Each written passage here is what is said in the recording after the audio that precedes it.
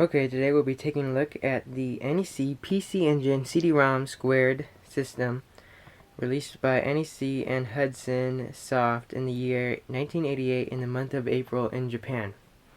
This was the world's first CD-based home video game system. Years ahead, several years, well not several, a couple years ahead of the Sega CD and other CD-based systems. Before we take a look at this system, take a look at the PC Engine unit itself. Now this is the core graphics version, which was the second version to be released. The first version was all white and only had RF, while this has AV out. The PC Engine was released in 1987 as a direct competitor to the Nintendo Famicom.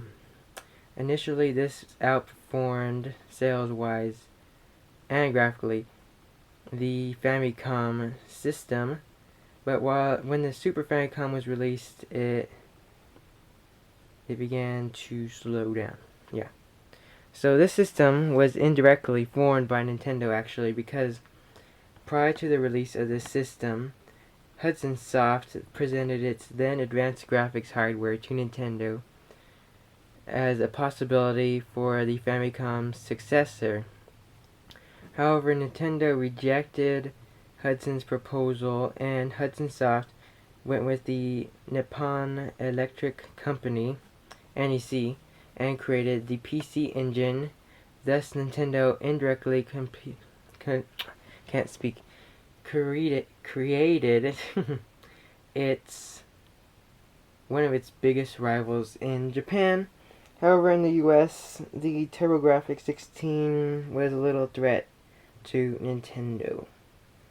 Let's see, as you can see, this system uses very small cards called HuCards to run games. These can hold up to 8 megabits, not bytes, but megabits of data. However, there was a port of Street Fighter made that had 20 megabits, which I believe was the only PC Engine game to use a card that size. The rest were released on 8 megabit or smaller HuCards. Now, HuCards are very small. Here it is compared to a Super Nintendo game and a Genesis game. It's very small. However, Sega released a card very similar in size called the Sega card, I believe. Yep, Sega card. This was for the Master System. These were basically the cheap games. Very similar in size, and even come in these similar plastic case as the HuCards did. However, the HuCard space was limited, and so as a result, NEC and Hudson created the PC Engine CD-ROM system, and we'll take a look at that right about now. So here's the system. It came in a briefcase style container thing, which is probably why the TurboGrafx 16 CD-ROM came in that huge case, because this system had a cool feature where it was kind of portable. It has a handle, could carry it around. So here's the system. It has two little buttons you push in, and then you can open it. Let's see if I could do this with one hand. Let's see. This is difficult. Let me cut out and I'll be back with it open. Okay, the thing was pretty much impossible to open with one hand, so I had to use two hands. Okay, so here is the system. Much smaller than the US version. Here it is again. A cool feature you could use is these ridges on the the PC Engine can be used to store your CDs, like so.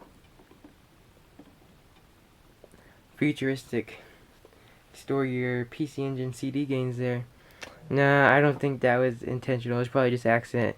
Well, here's the system. This is the inside. You got a 1x speed CD-ROM drive in there.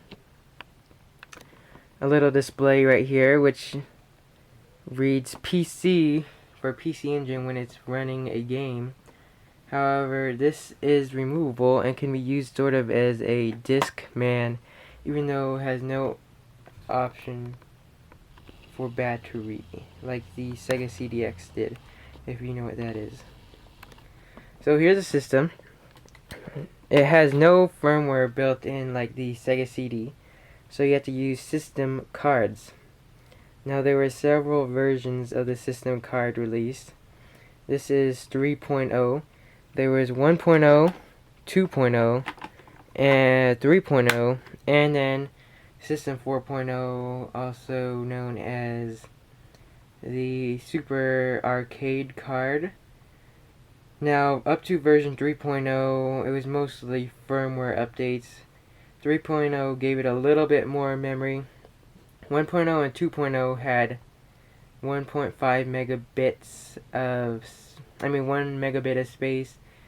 3.0 gave it 1.5 megabits, while the Super Arcade card gave it about, I believe it's like 18 megabits. I know it's 2048 kilobytes, which doesn't sound like much. It's barely 2 megabytes, but it's pretty good. It allows the PC Engine to run some pretty good ports of Neo Geo games.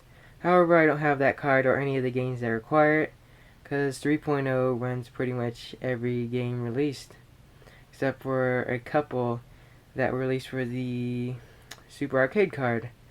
So I could live with that. So here you go. This is how you turn it on. It has no on button. Now right here, let's zoom in. This is intriguing right here. So if you want to take these things apart, you lower this down, and then on the interface unit, you push this out and you could take them both out, but I'll put them back in because I don't want to do that right now. So here's the interface unit. It gave the PC Engine AV out because it only has RF, as you can see right there.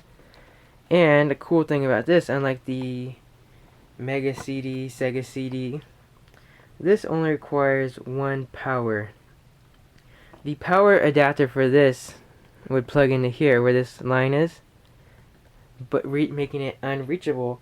So to get around that, the PC Engine is powered by its expansion bay in the back, which is like this. Pretty cool. Too bad Sega didn't do that. So here we go. Here's the system. It's very small. It's hard to tell just how small the system is, so to compare it, here is a US TurboGrafx 16. The TurboGrafx 16 PC Engine CD-ROM system. It's basically the same size. That means the TurboGrafx 16 is oversized than it needs to be. Okay, so here's the system. Once again, zoom in. Now if you want to turn on the system, let it focus the camera, you would turn this on first, lift this up, switch it to that way. The power light will turn on and the system should turn on. A cool thing about the CD system compared to the HuCard is that a Japanese system, unmodified, won't play US games. And vice versa, a US system won't play a Japanese game unless they have some sort of converter or it is modified. However, the CD system has no region lockout, no copy protection, anything like that. So you could play your favorite CD games such as Fighting Street, aka Street Fighter 1, or your favorite Japanese games like this weird game, which is, this has a gay cover. When I first saw this, I thought it was a wrestling game, so that's why I have it. However, come to find out, this game translated to not US, to English, is like Super Big Brother Love or something. This is a Super CD-ROM game, which, come to find out, is a game known for its homosexuality undertones. As you can see, there's like two muscular guys. Yeah, I don't know. I'll show you gameplay. This game's really weird. The music's good though. So, okay. Let's turn on the system and see it going. Okay, got it ready. So let's play some Super Big Brother Love, which is a really weird game. System spinning up. Just a moment. Here we go. This game is really weird. CD system's pretty loud, if you could hear that.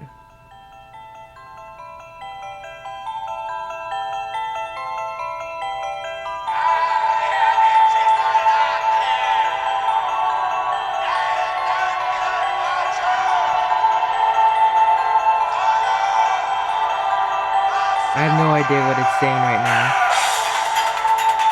The music's pretty good. So I just skipped that. That's pretty boring.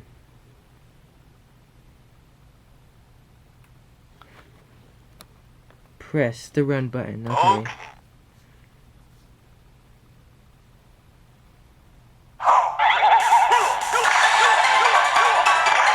This game is actually pretty interesting.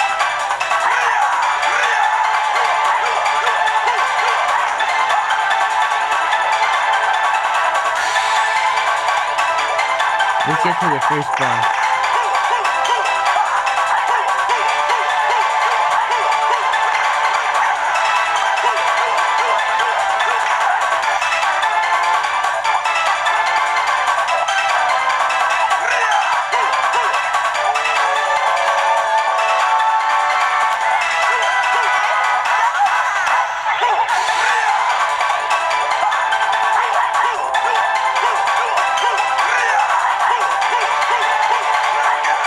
I have no idea what I'm doing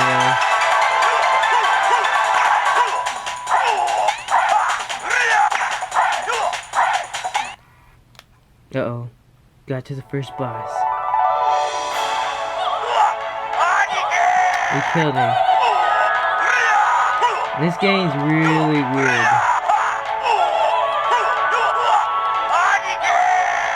I just died. Oh, I blew up that guy.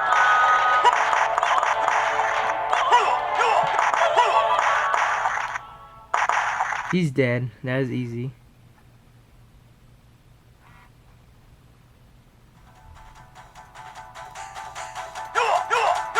Now I'm blowing up like a lamb.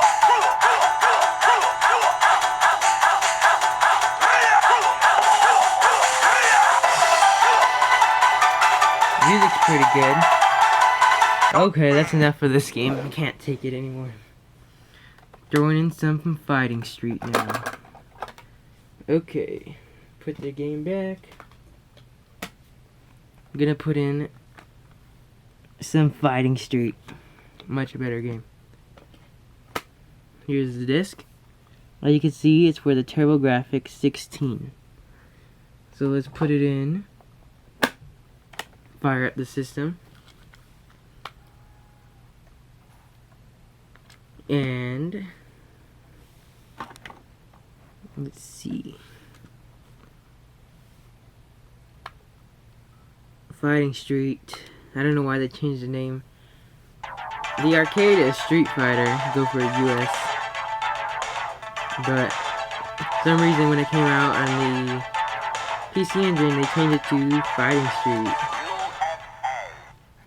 This game has like the worst dialogue ever.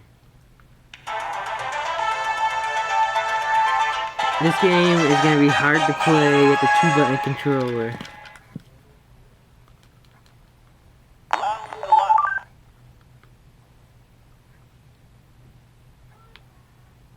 Let's see. It's loading. I don't even know who I am.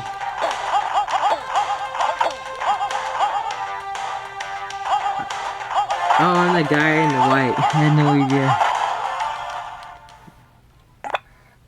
I already died. Okay, this game, I'm done with it. Okay. So here's the PC Engine 3D-ROM system. As you can see, the disc is spinning. System, pretty cool if you get one. It's a pretty cool system to have. Gives your PC Engine AV out.